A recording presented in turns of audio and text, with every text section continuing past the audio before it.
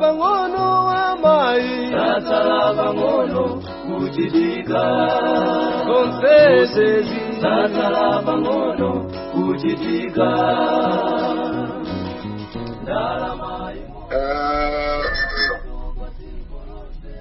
Chopsha kikuu mwina kitengera kwa amene anyamwa uthenga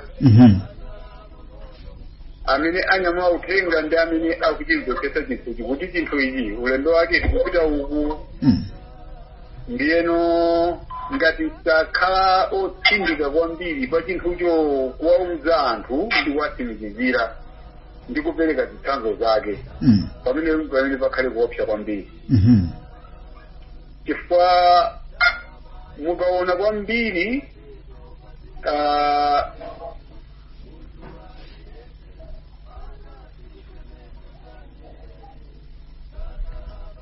Hello. Hello. Era Joe. Musadelekawa amai santawi Mana ndikutengere mupatale pang'ono mu ndali imene amene akuti tikapangise re-register masimu kati anana kuti aliyense amene sakapangisa register ndekuti amuzosa mu system. Now imene anayikira zifukwa zake amene tikoti anthu akumaberana ndalama mmafoni ndi afuna adziwe kuti amene akumabani ndani. Sinali chinthu chimene chimaoneka kuti ndi chabwino kwambiri kuti ndalama zathu zimene tikuyira mfoni ziyamba kutetezera. Tizidziwa munthu amene akutipanga chipongwe. Komano kufikira lero ndi angati amene anagwidwapo kuti akupanga chipongwe anthu kapena amene akuberana. Chimene chikutanthauza kuti anthuwa akutitenga pang'ono kuti zowaweza kuti tizizolowera kuti tipange tizoona kuti tilibe vuto pamene tizazindike kuti tili ndi vuto patsogolo ndi pamene tizoona kuti kodi ulendo wonse uja timapita uku ndi chopsa ichichi ndi chimene nene kuchiunikira panopo kusiyana ndi kuti tidzakambirana patsogolo vuto zabwera. Ifo likadzabwera patsogolo vutolo ndetidzana kuti koma akuti achanda amene anatani anapangika. Pamene iweyo ukuona kuti koma mmene ilili nkhani ulendo uku panopo uzaoneka ngati wabwino koma mapeto ake ukhala wabwino. Ndine kaipenepo Toboza kwambiri mulali bro kuonapo chopsa chanji ndingowerenga lemba ili Genesis chapter 4 verse number 16 ndi 17. Ndipo Kaini anatuluka pamaso pa Yehova ndipo anakhala m'dziko la Nodi kumawa kwace kwa Edeni. Ndipo Kaini anaziwa mkazi wake ndipo anatenga pakati nabala Enoki. Ndipo anamanga mzinda nautcha dzina lake mzindawo monga dzina la mwana wake Enoki. Genesis chapter 6 verse number 1 mpaka 3. Ndipo panali pamene anthu anayamba kutuluka pa dziko ndi ana akazi anawabadwira iwo kuti ana amuna a Mulungu anayang'ana ana akazi a anthu kuti iwo anali okongola ndipo anazitengera okha akazi onse amene anawasankha. Ndipo anati kwa Yehova Yehova mzimu wanga sudzakangananso ndi anthu nthawi zonse chifukwa iwo ndiwo thupi la nyama koma masiku ake adzakhala zaka 100 kuza 20. Ndawerenga malembawa okamba nkhani ziwiri zomveka ngati zosiyana. Mu Genesis chapter 4 akuonesera kunena kuti Kaini anatuluka pamaso pa Mulungu akumwamba.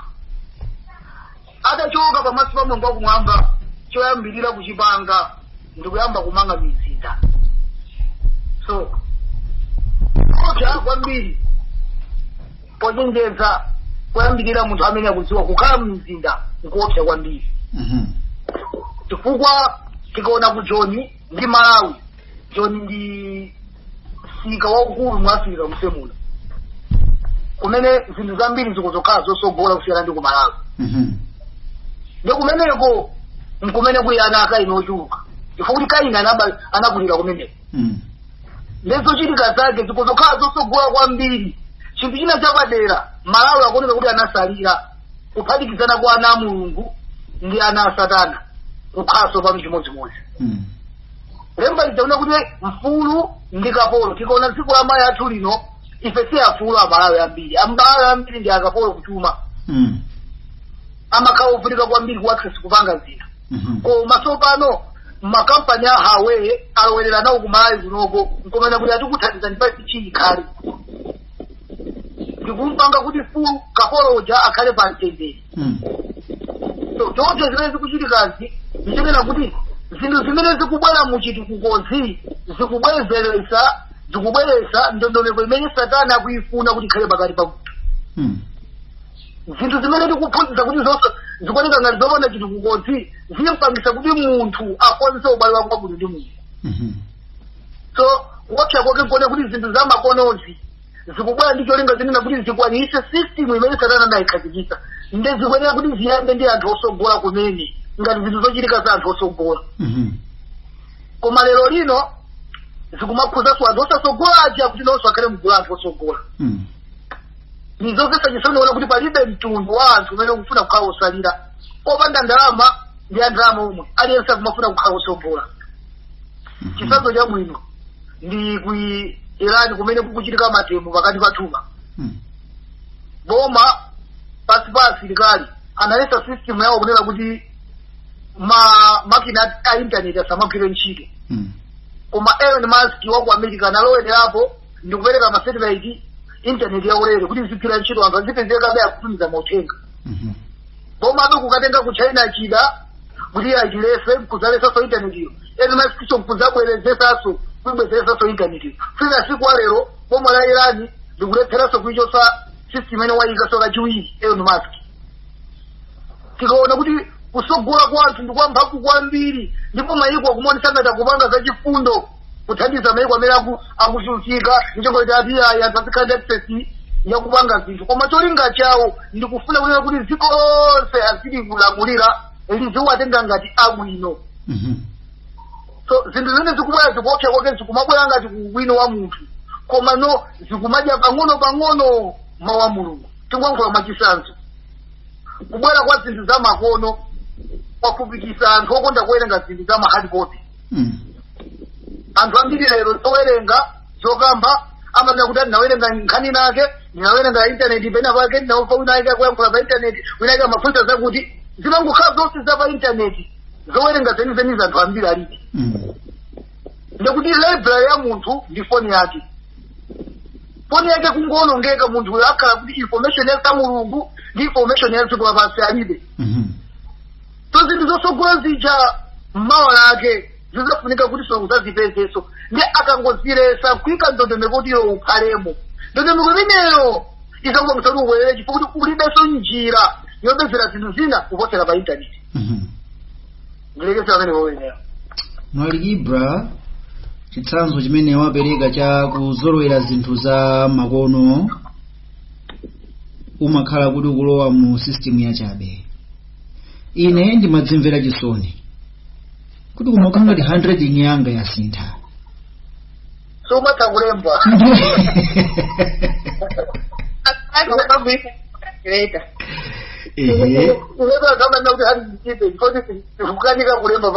Kulephera kupinda B bwinobwino kumpinda B kumalephera. Choopsa china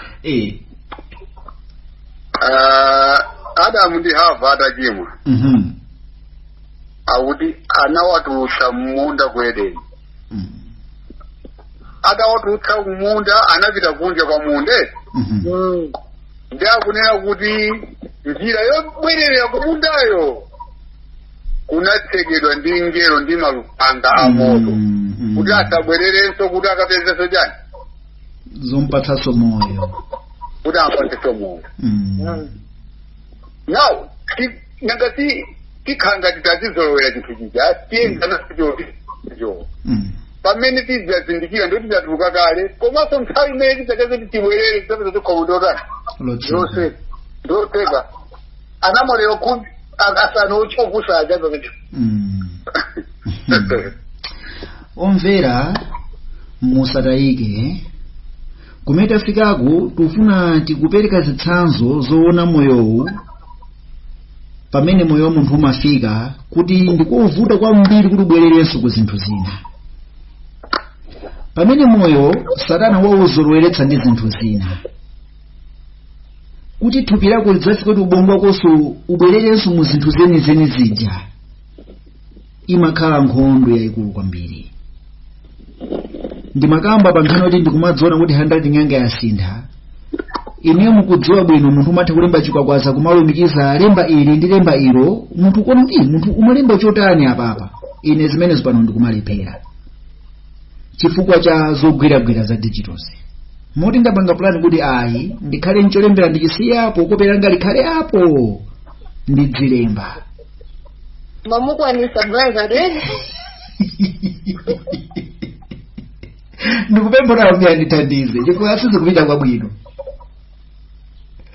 ndi amene anasweraponso mpira akhoza kuchitira umboni achinyamula Kibra Gwaza akhoza kuchitira umboni oda Jehova anali goalkeeper akhoza kuchitira umboni ukangokhala mwezi osapita ku ground ukapanga majwajwa ndikudziwongola tsiku lodzalowa mgroundiro mpira umaona ngati mwala umabola control ndithudi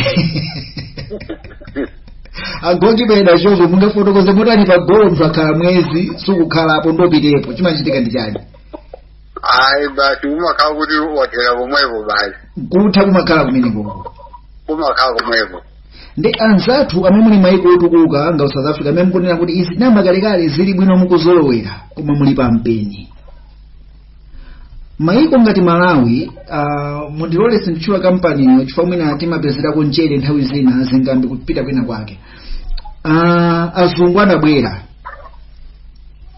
nkhani za digitals ndikukhupa china chaka cha 2019 ngati sindikulakwitsa ngasa 2020 akunena kuti ku Malawi muli mbuyo kwambiri mukutichedwetsani nkhani za digital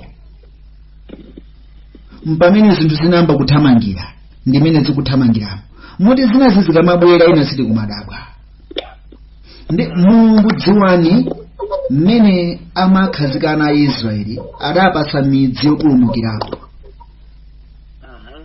Malawi zinthu zikamachedwa pena tizona dzanja la Mulungu akumwamba kuti lilipo kuti zinthu zina zibayenda mauthenga abayenda ngati mene zikuchitikira panopo muchonchi koma nthawiyo Mulungu sayigwira mpaka nakalekale iyenera kufika kumapeto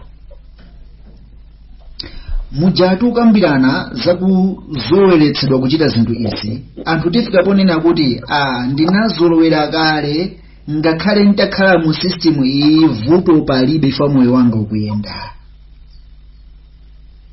ganizo likhalonena kuti moyo wanga ukuyenda zimene ndimazifuna ndikuzipeza njira yopezera zosowa zanga ndiyomweyi pamene popo ndi pamene munthu akutenga dzina lake kukalilembetsa kwa mwana wa chiwonongeko ndimafuna kungonjezera tikukamba kuti handwriting chabe ena tinazula keyboard yapafoni kaunopa sopano keyboard yapafoni omwe ija tayambaso kuisiya pano tikumayenza kugongoyankhula yes eyayo sikasazina kuti kungoyankhula kuti andifuna chakuti azingolemba nkhani zonse kumangolembera kungoyankhula ndikuti angakhalewo ndi keyboard yomwe ya phone ikayala ya computer tizalepheraso kuiza kumati nzedi alipati kumakanikaso ndipo yankhula ponso brother topachoka ndifake kubwera machipi achoeka pa mkono aja poni matuzi yankhula pachokanso zinthu zizingochitika nkhani ya kuzolowetsedwa zinthuku brother Ibu afotokoza kunena kuti manja akumachoka pa keyboard zafika pongo yankhula ndeti matsimikizira poyankhula panso pachoka Nchifukwa chake malo ena anthu akumangweka dzanja Sister Gertrude ndipo anakamba nkhani ya ku China. Machipi ayambogwira ntchito ndikuti zoyankhula zachoka. Chifukwa kachipi kaja nkamene kagwira ntchito. Ndalama yosagwira ndi manjayi. Meti makamba nkhani za madigital kumambiriro kuja. Tisaiwale kunena kuti a World Economic Forum amenenso adzikumana January adatipatsa zida zitatu za mu world order. Tikumbutsani ndi anthu: smartphone, bank account ndi digital ID. Ndepa bank account ipa zimene akutipangira kuno ku Malawi zona kuti mukhoza kusunga 5 million mu foni. Ndikuti ndalama ije kuchoka pepala ikukhala m'mafonimo. Nde icho kanso m'mafonimo ine kuti mafoni wanso anthu amaberana. Anthu nzeru zachuluka ngakhale pini akumayipeza. Kunja kuno kuli ma fraud masters. Nde dzichoka pamenepo anena kuti njira yabwino yotetezeka yosungira ndalama ndikuyika mu chipi. Nanga sepa ndalama zimalowa mu sim card. Ndizifunika kachipi kapa sim card kaja kangokhala pa dzanjapa. Ma microchip tikudziwa kuti adayamba kale kugwira ntchito. Ma episode yambirira zokambira nazi Sister Bless anafotokoza kunena kuti munthu ndamata khale banki. Ndi tione nokuopsa kulembesa dzina mu buku la mwana wacholonge kuja. Kumene zikufika zone kuti munthu akhale banki iyeyo. Ndalama akhale iyeyo. Eyo da Jovu muna nalikira dolaliki. Onena kuti munthu sakhala ndi moyo ndi chakudya chokha. Kaya mukukumbukira kaya? Ndikukumbukira ndetu. Sister Gertrude ndi Mulungu apatsa uthenga noti tibwerere kukale. Ponena kuti munthu sakhala ndi moyo ndi chakudya chokha. Lero anthu tikuona ngati khozokhala ndi moyo ndi ndalama. Nkumene tikodwere ku nkhani yakuletsedwa kugula ndi kugulitsa. Sister Gertrude tibwerere kukale. Chimene chikuvuta kwambiri anthufe kukakamira zinthuzi ndikonena kuti sitikufuna kukhala moyo wonika wa chimitsi. Ndiyambe ndi Sister Gertrude kena kuti bwera kwa ino da Jovu mumauthenga amene Mulungu adakupatsaniwa. Sister Gertrude apa tikabwera ku mayeso atatu amene Yesu adakumana nawo, amene ali ku Luka chapter 4. Tiwerengapo kena kumufotokoze mbali yanu kuti kumeta chokera kuja konena kuti kodi ndi chimo munthu kukhala ndi digital ID kapena kugwiritsa ntchito ndalama osagwira ndi manja. Zonse tafotokoza pakati apa zokhuza ma digital mene zikuyendera ndikumadzafika nokuthupira munthu. Tikaonano mayesero amene Satana adabweretsa kwa Yesu ndi uthenga umene Mulungu anakupatsa kuti bwerere kukale, inuyo mungadzilumikize motani? Nde mlalikibra atiwerengera mongokumbutsana chabe Luka chapter 4 ngembira verse number 3. Verse number 3. Ndipo mdierekezi anati kwa iye, ngati muli mwana wa Mulungu uzani mwalawu usanduke mkate. Ndipo Yesu anayankha nati kwa iye, kwalembedwa kuti munthu sadzakhala ndi moyo ndi mkate wokha. Ndipo mene anatsogolera anakwera naye namuonetsera iye ufumu wonse wa dziko lokhalamo anthu, kamphindi kakang'ono. Ndipo mdierekezi anati kwa iye, ine ndizakupasa uyu ulamuliro wonse umenewu ndi ulemerero wawo, chifukwa waperekedwa kwa ine, ndipo ndiupasa kwa iye amene ndifuna.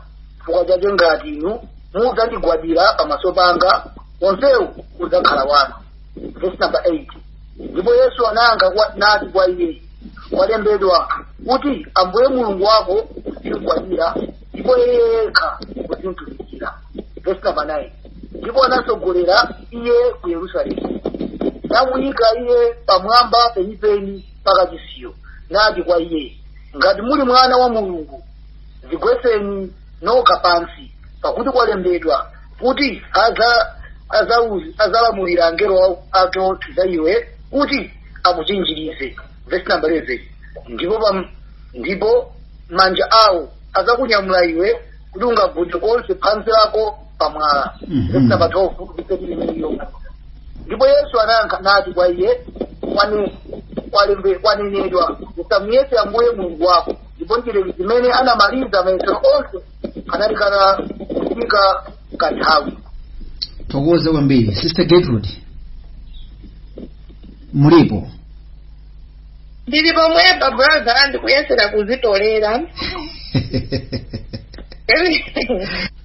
Eyo dachovu. Eyo dachovu. Ndilipo ndi. Mayeserowa akubwera Yesu ali ndi njala. Munatitengera ku Genesis. Mulaliki Ibra Gwaza wafotokoza nkhani ya kuzoloweretsedwa. Tadutsa mwambiri ndeti ukamba nkhani ya kulembesa dzina m'buku la Mwana Wankhosa kapena la Mwana Wachonongeko. Munatitengera ku ganizo la kuchita chifuniro cha Mulungu wakumwamba. Mulaliki Ibra Sister Gertrude anatitengera ku ganizo la kusunga malamulo 10 ya Mulungu wakumwamba kukhala mu gulu la anamwali. Mulumikizitsa mutani mayesero amene Satana wabweretsa kwa Yesu Khristu, zimene Yesu akuyankha molingana ndi malemba, ndi ifeyo lero amene Satana akutionetsera nkhani za digital.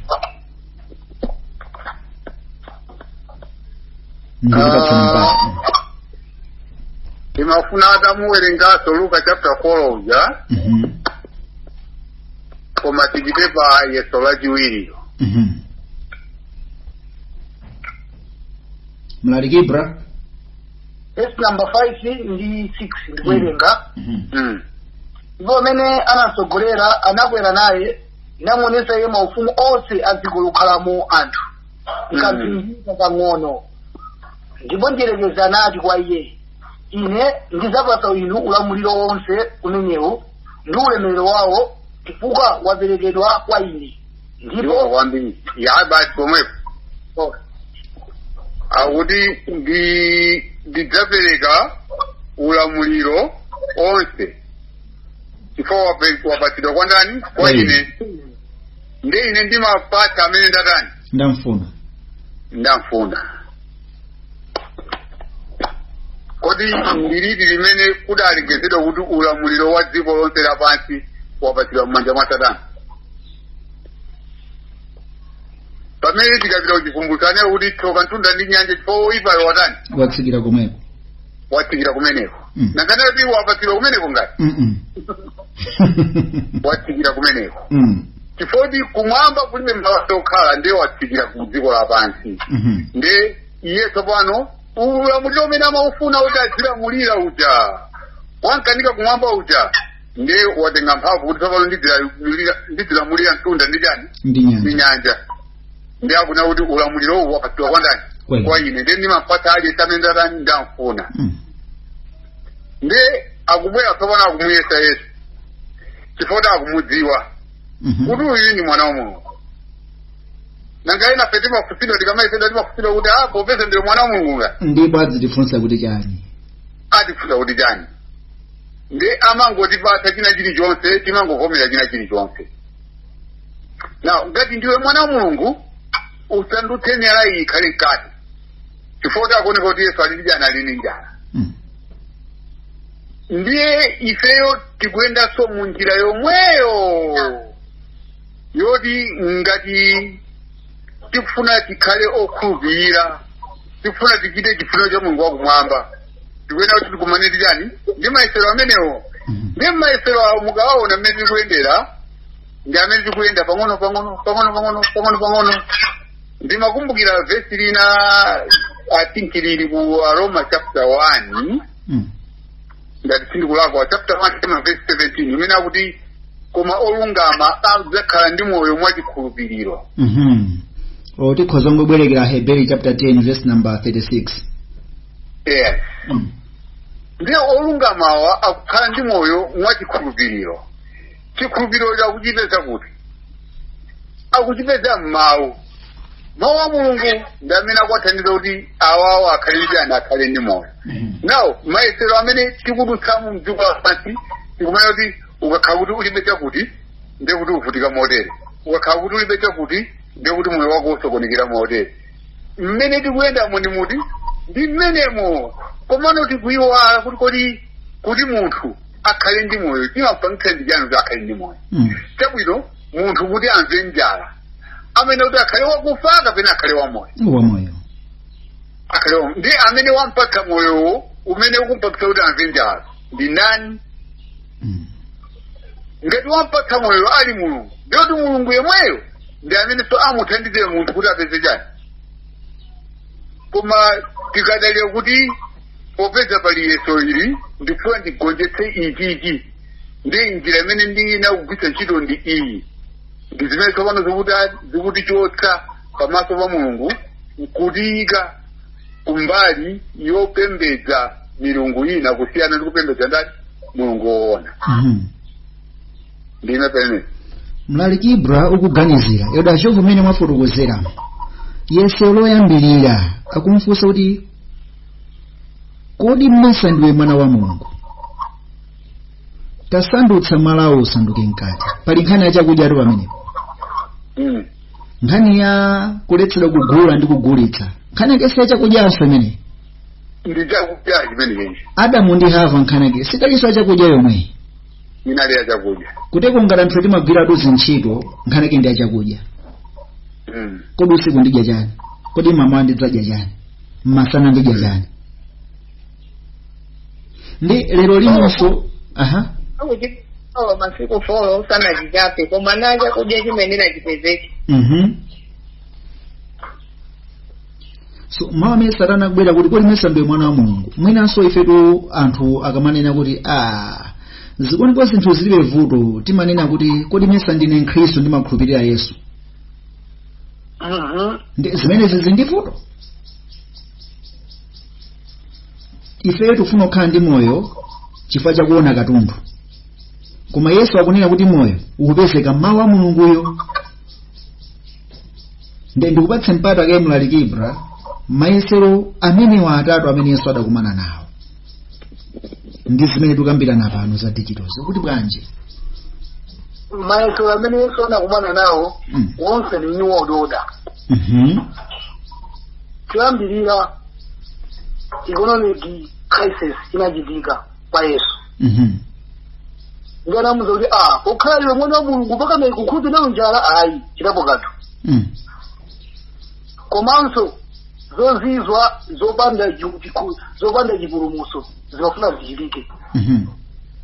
Mukuona lero lino anthu amakwambira kumakwera m'mapiri kuti mwana wa mulungu sangakhale pakampani yochipa iyayi. Zozizwa zopanda chipulumutso Satana afuna zipange pa Yesu. Yesu anazikana. Chachiwiri iye akuzipanga introduce kuti ndine mwini wake wa dziko lapansi. Ndi ulamuliro wanga ndikukupasa chinthu.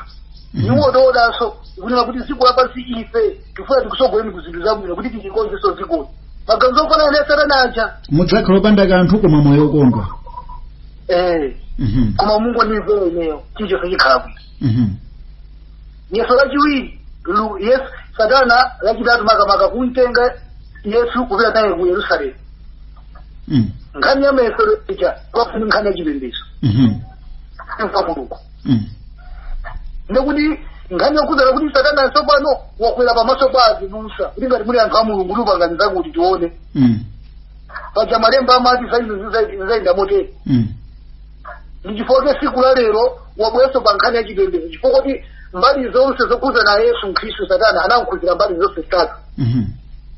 Chuma, ulamuliro umene ndi usogoleri komanso anamkhuzira nkhani ya chipembedzo Yerusalemu. Komanso utumiki wa angelo akukhuzanso Satana. Kuti angelo tu ananena za Munazaro ndipo asakunyamula. So tikuona magawo onse amene anakumana nawo Yesu Mkhristu ni magawo onse amene tikumana nawo ifeyo. Mwanjira ina ife tisanayambe kuwa new world order mayesero a Yesu anaona kale anayatawa kale new world order. Koma iye anatulukamo ndikupambana. tikuona zinthu zitatu zimene zamanga new world order: chakudya cha munthu, komanso ulamuliro umodzi wa mphamvu, komanso chipembedzo cha munthu. Zimene zonsezo Satana anamuuza Yesu Khristu kumugwadira ndi chipembedzo. Ndikuti ife lero lino tikuyenera kuphunzira kuziona kuti pamaisero a Yesu amene anakumana nawo ndi new world order Yesu anakumana nayo. Ndikuti ife timvere Yesu, futi new world order atamiza naye Yesu Khristu palibe ni chimodzi chomwe anachigonjera. Ne ifeso sitikuyenera kugonjera ndi chimodzi, futi new world order sinambi pa ife. New world order sinambi pa ife. Mlalikibula kunga zinthu zikuyika zitatu pamodzi. New world order idalengeza kale kuti kuli digital ID, kuli smartphone, ndi kuli bank account. Zitatu zonsezi ndi mayesero a Yesuwa. Ndi mwina tikapita ku Chivumbulutso 13 kuja anthu akamathamangira kwambiri kuyembekezera kuti idzafikike nthawi yokakamizidwa kupembedza fano. Funso likhala lonena kuti yesero loyamba lonena kuti usandutse mwala ukhale mkate. Kudali kumchotsa Yesu pa mawu a Mulungu kuti Yesu amvere mawu a Satana. Zimene zikuchitika lerozi ndi zotichotsa anthu kusiya kumvera mawu a Mulungu timvere mawu a dziko. Ndi kuchoka kulembesa dzina kwa m'buku la Mwana Wankhosa kukuyenda ndi masitepe. Kuchimwira lamulo la Mulungu sikungobwera kamodzi nkamodzi kukuyendanso ndi masitepe. Kudaka pa Satana amafuna kuti Yesu achimwire lamulo la Mulungu akumwamba. Mukulingalirabe Yoda Jovu komanso Mlalikibra. Sister Gertrude mwabweramo? Pang'ono chabe brother. Tigereni pang'onopo. Mongo kanga ndikubwerera paja ndinayamba kuyankhula. Ndimazanena kuti Satana salemekeza munthu. Anafika kumulemekeza Yesu Khristu kubwera ndi mayesero ndithu, mwana wake wa Mulungutu osati ngati ife otsatirafe. Koma anafika pomuyesa mayesero amene anamuyesa nawo. Koma Yesu Khristu anamuyankha ndi kupyolamo, ndipo mayankho ake tili nawo. Amene sefeyo ngati a Khristu tikuyenera tagwiritse ntchito kuti munthu asakhala ndi moyo ndi chakudya chokha. Satana amalonjeza zabwino zokoma ngati ene anamulonjezera Yesu Khristu kukandizera ineyo ndi kupasa ulamuliro waona Yerusalemu. Kuteko ifeso tikuuzidwa zomwezo. Tesite ichitetezo. Iwe tikatere abantu sitiziberana mmafonimo, mafodi sazichitika, kusayinirana masignature macheke sizizikhalako kuberana ndalama, awakumatibera mmafoni wawa sazitibera. Lonjezo la chitetezo kukhala kwabwino kwa mtendere. Palibe amene amati akagwira ntchito tukuthaze ndikukhesa kuti munthu angomubera. Kuteko amene wabayonso kuzera mu digital ID chazikhala kusakidwa nduyo kukhala chitetezo chabwino kwambiri. Ndi zimene akutilonjeza Satana mene tikunka ndime. Akutiuza zochita titazizolowera kale. Kuteko akutiuza zonena kuti tisiye kapena mene tikuuzidwa kuti tibwerere pambuyo ndi zinthu zimene ifeyo tazizolowera kale. Lero kuteko ineyo amene ndikuyankhula pano nkhawa zilibi. Pipani. Akuti mama tiyambe kuchita re-register. Ine mwina ndili gulu lonena kuti sindipanga nawo re-register. Nde ndikumva kuti ndasala ndi myezi 2 kapena mwezi umodzi kuti ndikhale ndi foni. Mukuona pamene pobwaka kuti mchinu wa mmalingaliro mu stress kubwerapo sake tomangobala likano kwinazo. Yoda Jovu alipeo huko. Tazizolowera kale zituzi zikutifuta kuti titulukemo. Chiopsezo chachikulu chimene chiliponso china nchiti ndi chimene tazizolowera. Mmene tafika pamene papa tikuona kuti moyo utha kukhala wovuta. Kutero kwa izizi ngati sitisamala bwino bora tifikapo mukana Yesu Kristo timukana maso mwathu muligwa ife amene tikuzitcha Khristu fe kuti kuti analipo ndithu Petulo nthawi imene anali na Yesu Kristu limodzi mene anali muchisautso Yesu Kristu Petulo ananena kuti ine sindikumutanuyo sindikumudziwa apa sikuti ndingayesereka kuti Yesu Kristu tikumuona ndi maso ife timakhulupirira kuti Yesu Kristu aliko ndipo chikabwera choyipacho tichikakamira ndithu mosakayikaso ndipo chake akona kuti njira yopapatizayo okafikira kumene kukupiridwako ndopepa inangoyambato njala kuti kukanzathu ako washireku chakudya chinavuta sizinavuta etu kunena kuti Yesu Kristu si mwana wa Mulungu si Mulungu anakanidwa Yesu Kristu kugulu ake chakudziwa nkhani yetu yongonera kuti chakudya chandisowa ndeyipeseke kuti ngakhale ndirama yokugula ndikugulisa kukuvuta chifo cha foni tu chinthu chake foni sukuonapo pano kuti ukulira mbira sukuonapo vuto ngati mene anthu sakuonera vuto ku South Africa zinayamba kalekale ambiri titenga njira imene iyi ndipo tiyilondola chifukwa ndi imene tayizolowera komano ndimafuna kunena kuti pamene Mulungu akunena kuti tibwerere ndikubwereza izi ndinaziyankhula kunena kuti aliyense ali muchochitikacho pakali pano ponena kuti mubwerere aliyense mwana wa Mulungu mwana wa chiwonongeko amene ali m'buku la moyo amene ali m'buku la anthu wa mwana wa chiwonongeko tikuoneka kuti tonse tatenga njira iti imodzi ndiye Mulungu akubwera ndi mawu onena kuti mubwerere ndikuti sitikuyenera kupitirira ndizochitikazi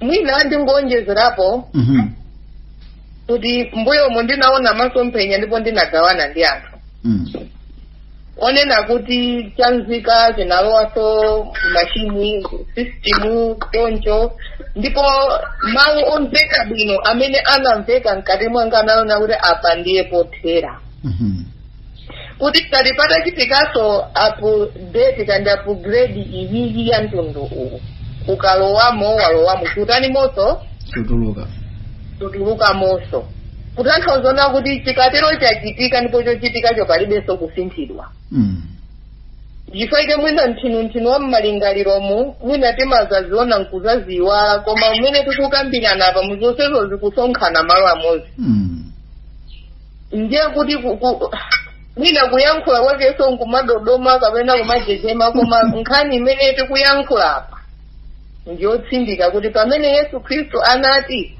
munthu sakhala moyo ndi chakudya chokha lero akutiuza kuti bwererani kumene tingapiteko kaya ndikuthawira kumapiriko kumeneko sitikasowako ndalama kuti tigule sitikasowako mafoni kuti tikasinthane kapena tikagulirani mmafoni komanso kumenekoko tikakwanisa kulima tikakwanisa kupanga zoti ife tikhoza kukwanisa kudya nthawi imeneyoyo komanso mawu amene tinaza werenga pa ukungumbe apa Ezekiel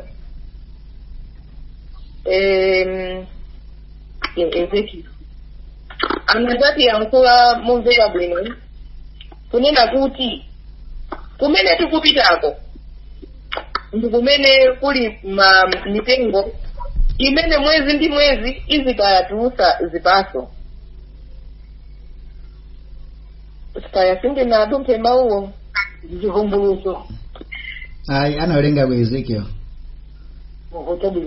inali Ezekiel yes Ezekiel 47 verse 12 angati Ezekiel 47 verse 12 komano chisimikizo chinalipo chonena kuti mitengo imene ikumera mpheperere mwa mtsinje iyi izatipasa mwezi ndi mwezi zipaso zoti tizizadya ngati chakudya komanso masamba azakhala ngati mankhwala ochirika kusonyeza kuti kumene tikupitako kwachikwanikwani mzimu woyera uli komweko chifukwa tinene chilungamo mango timadyatu kuyambira kandi mu October November December kumafika January amakhala kupita kumapeto February koma kuti azakhalako mwezi ndi mwezi zipaso zizatuluka ndithu kusonyeza kuti chakudya chizapezeka chifukwa ngati mwezi uno kandimango akamatha mwina ndi wiki sindikuziwa kazi atha wiki mapeya akulowa mkatimo masuku ali konko kale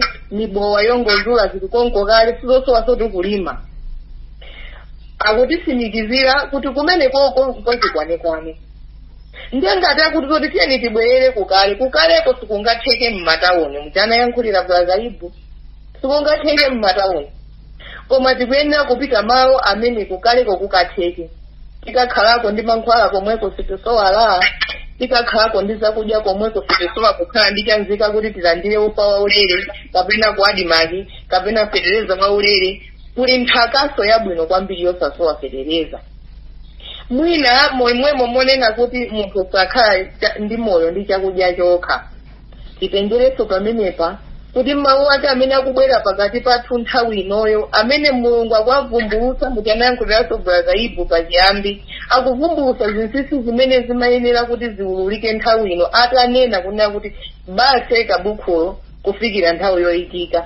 yoyikika yakwana tene timvetsere kuti mzimu woyera wakuti chani mwina kwa pano ndipete omvera nkhaniyi si yaying'ono nkhaniyi ndi yayikulu tikumakambirana maganizo onena kuti mulipo anthu amenenso mumadziwa zinthu tikufuna zimenezo mubweretse simulibweretsera ife tokha komano akutsatira zinthu zindi anthu ambiri muthandizanso munthu wina mulipo ena tikudziwa mmawerenga muli nazo ndemanga zothiya kukaza bwino ndi zoyenerera tikupempha kuti mutibweretsere zimenezo tizigwiritse ntchito ndimafuna ndikupatsani ntchito kochepa omvera mutamva zonsezi zimene abwenziwa kufotokoza amene muli ndi mwayi opeza ndandanda zochitika za mu 2030 za United Nations UN 2030 agenda mudzitenge nde muzidziona chimodzi ndi chimodzi nde mutenge cholembera mudzichonga kuti ichi chachitika ichi chikuchitika ichi chikuchitika nde mukamadziyang'ana zonsezo mutenge mayesero atatu amene Yesu adakumana nawo nde mudziyike m'magulu kuti chochitika icho khoza kuti ame imodzi chili mu nkhani ya ulamuliro chochitika kuti simudzakhala ndi kanthu koma mudzakhala okondwa muchike kuti kugwirizana ndi apo mupeza kuti zonse zija monga adafotokoza mlaliki Ibra mupeza kunena kuti zili mkati mwa mayesero atatu amenewa mayesero omwewa ndi amene Adamu ndi Hava adakumana nawo kuti inuyo ndi ife pano tikuganiza ti adumpha mayesero amenewa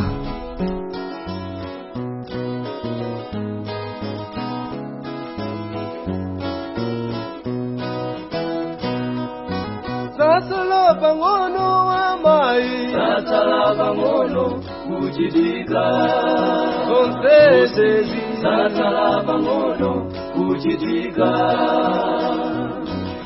Ndalama imodzi kugwira ntchito pa dziko lonse munthu aliyense atazipembedza sande wina aliyense chilichindo pa dzanja lake sasala pang'ono kuchitika sasala pang'ono kuchitika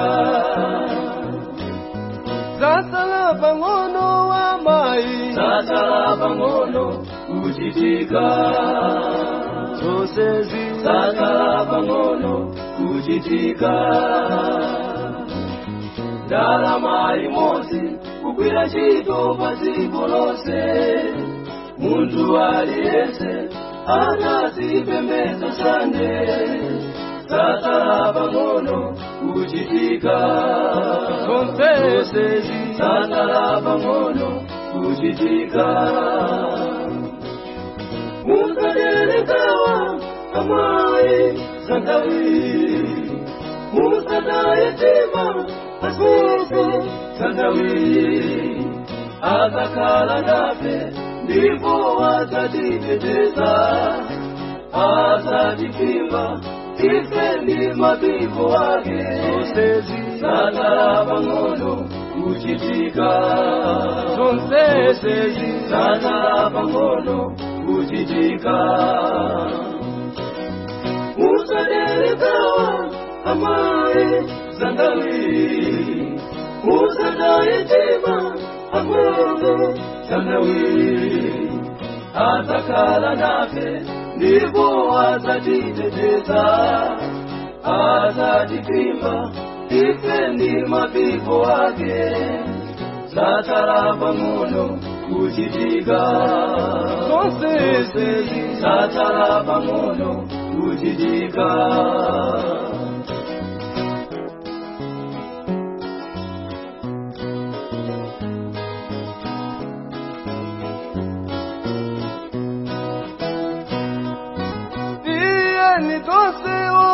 Tieni tose tikare chelu Sonsese Tieni tose tikare chelu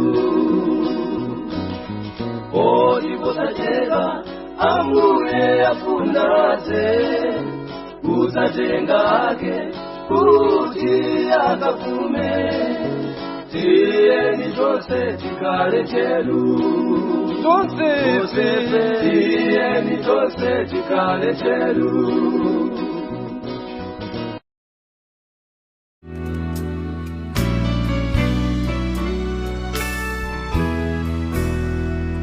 So long I search for life's meaning, enslaved by the world and my greed. Then the door of my prison was opened by love, for the ransom was paid, I was free. I'm free from the fear of tomorrow. I'm free from the guilt of my past. Oh, I've traded my shackles for a glorious song. I'm free, praise the Lord, free at last.